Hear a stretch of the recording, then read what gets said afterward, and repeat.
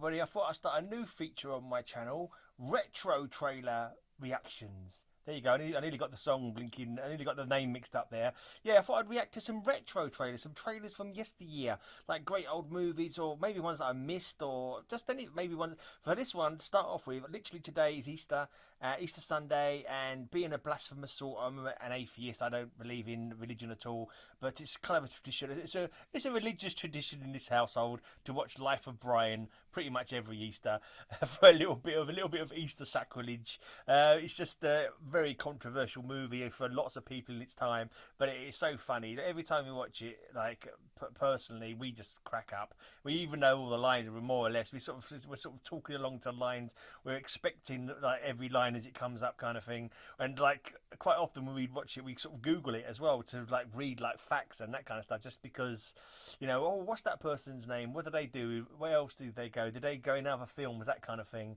And yeah, it's quite a lot of interesting stuff. And I didn't realise today. I realised for the first time that Judith, the character Judith, her character name is Judith Iscariot. I didn't know that before. So that's like I'm not sure if it's even mentioned in the actual film, but it's in the credits. Judith Iscariot is her name, which I thought was another fun little pun. But anyway, let's just see what the trailer's like. And if you haven't seen this movie, I highly recommend it. Let's catch the trailer. It's just so daft. It's like, I mean, a lot of is made of it being blasphemous, sacrilegious. There was a lot of controversy at the time, but I don't think it really is that bad, to be honest. I mean, obviously, I'm not religious. I don't follow that religion, so I wouldn't, it wouldn't bother me. It wouldn't feel bad. But I'm guessing people who do follow that religion, if they're particularly pious, I could see why they may take umbrage to it. But it's not Christ. It's Brian. It's Brian. He looks like Christ. He's mistaken for Christ. But I don't think there's anything actually done in the film which is really. I don't think there's anything really satires or speaks badly of Jesus, to be honest. I don't think so. There's a lot of jokes centered around the life of the time, like stonings and stuff like that, and the Jewish people wanting to break out against the Romans. I think there's plenty of other stuff, but I don't think there's awful. I guess I don't know. Maybe it's just because I'm not a religious person. I don't really see it, but I can understand it. Obviously, it's meant to be a parallel. There are elements like the virgin. Obviously, he's not a virgin birth, but like he's in the stable next door to Jesus, and the three wise men visiting him at the beginning. Anyway, let's just watch the trailer. I'm going off on. Everyone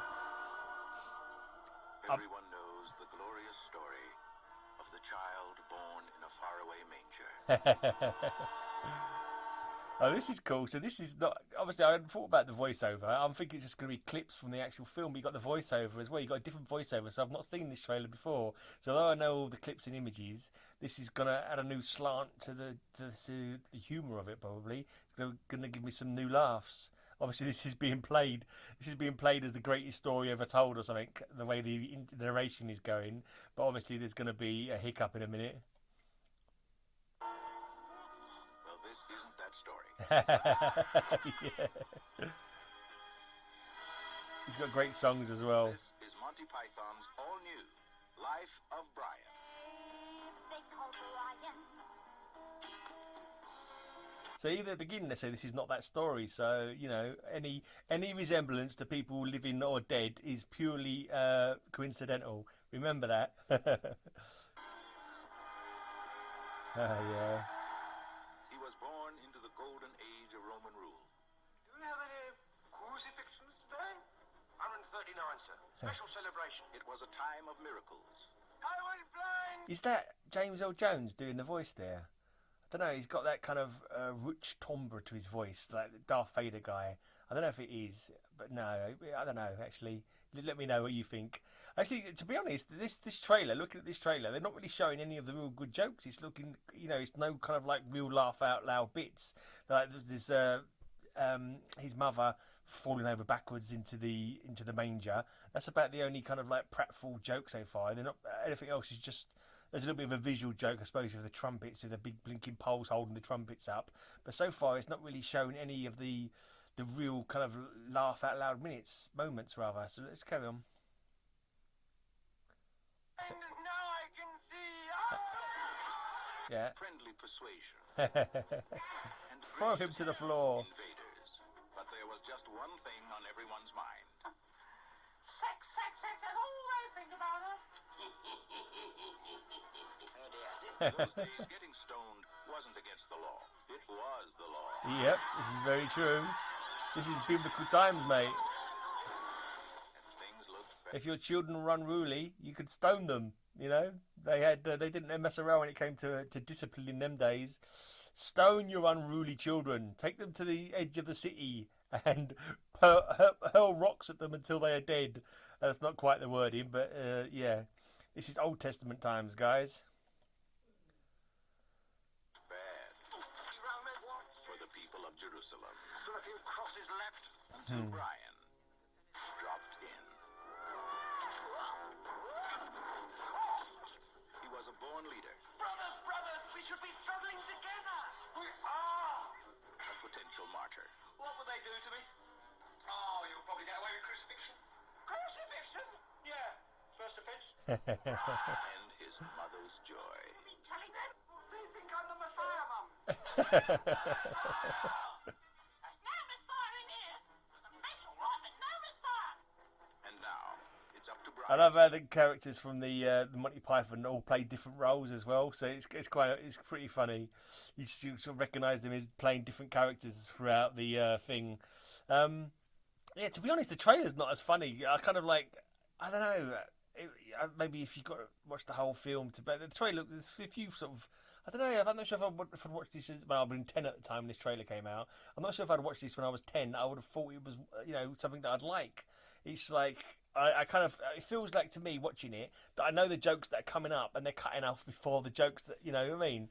So it's like maybe it's not so good on short jokes. Maybe it drags out a little bit. You got to watch the whole thing to get, like, for example, it's more like scenes going on rather than just. There's loads of good lines. Every time I watch this back, I kind of go, I say that, because I say you lucky bastard, and when I'm saying it, I know I'm quoting bloody Life of Brian, and obviously he's not the Messiah. He's a very naughty boy. He's a very naughty boy. So you'd say that quite a bit. But there's a couple of other ones as well that was in there. I can't remember off the top of my head now. But I hear them talking. I go, I say that in that voice, and I'm quoting Life of Brian, not necessarily remembering it.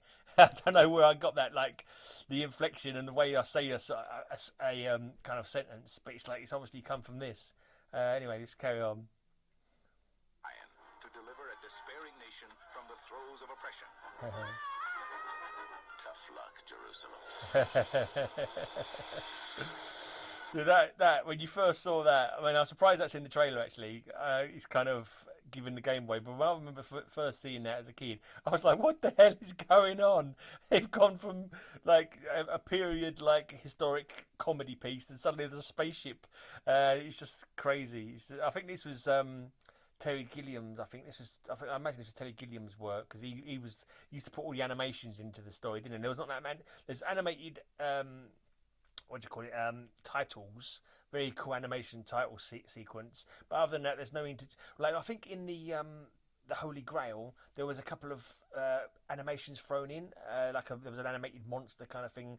But in this there's no sort of animations thrown in the middle, like Monty Python, the TV show always had animations during the course of the show. So I'm guessing, I don't know, just to me this feels like a crazy kind of quirky thing that Terry Gilliam would have put together. Apparently Terry Jones was the director of this one, producer, director, whatever it's called. And I know that George Harrison and the Beatles was responsible for a lot of the funding as well. He even has a little part in it as well. Something I was looking at before, the woman who plays Judith, she actually become a mayor of Aberystwyth in Wales. And at the time that she became mayor, the film had been banned and was still currently on the banned list in her town. So she organised a charity showing of it, which to me strikes me as rather weird. I'm assuming she attended the charity showing of the film, and it's got a full frontal nude scene of her in it. Like, obviously, when she was a lot younger, that must have been weird. People at a charity event watching The Life of Brian, seeing their mayor standing there in the nude with her 70s porn muff. But anyway, oh dear. Yeah. Just when you thought you were saved. It's Monty Python's Life of Brian. I don't know I'm not sure if the voiceover really matches the. Messiah. He was a a very naughty boy. Yeah, the voiceover kind of like is. It feels weird. I'm not sure if it does. If it does it, I don't know how well the voiceover if it makes it better or not. Race the Romans. Terrific. Dear. Yeah. Anyway, that was cool. I don't know. That was kind of. I thought.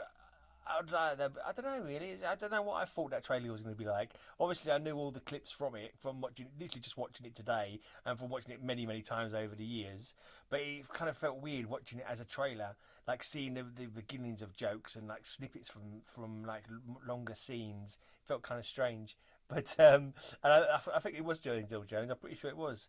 It did sound like him. I'm not sure if that voiceover really added to the humour of the trailer or not.